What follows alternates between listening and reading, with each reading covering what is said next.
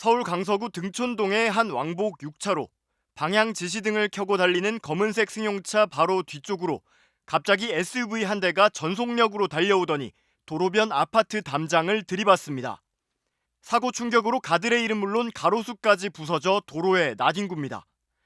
오늘 오후 3시쯤 서울 강서구 등촌동의 한 도로에서 80대 중반 여성 운전자가 몰던 SUV가 도로를 가로질러 돌진했습니다.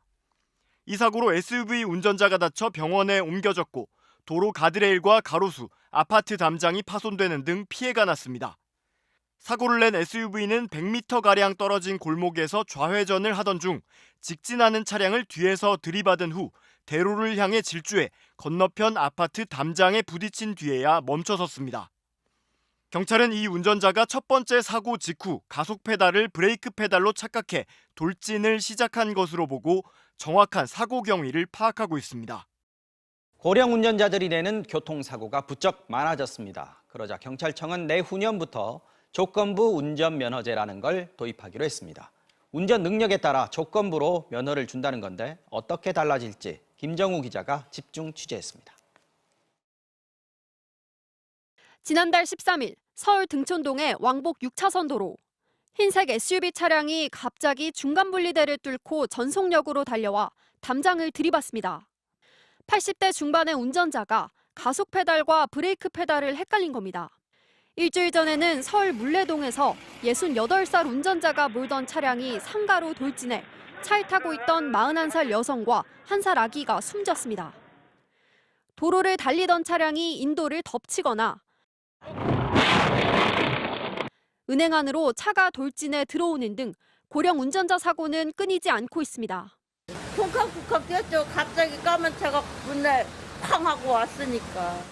지난 4년간 만 65세 미만 운전자의 교통사고는 9% 줄었지만 고령 운전자 사고는 19% 증가했습니다.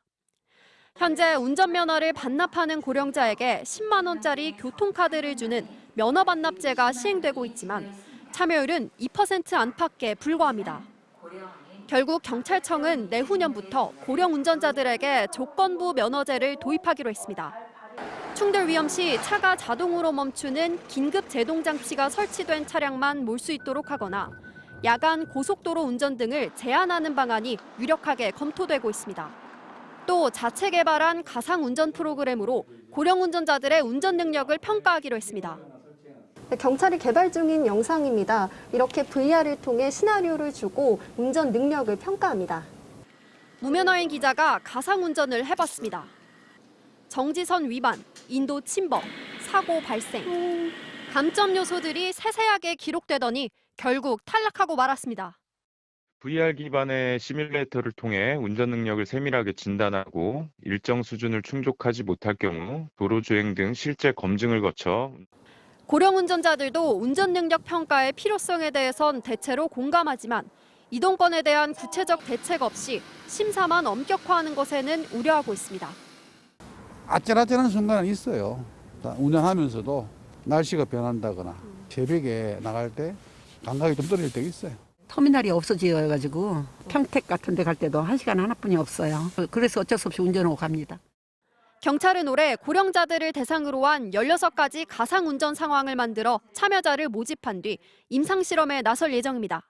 MBC 뉴스 김정우입니다.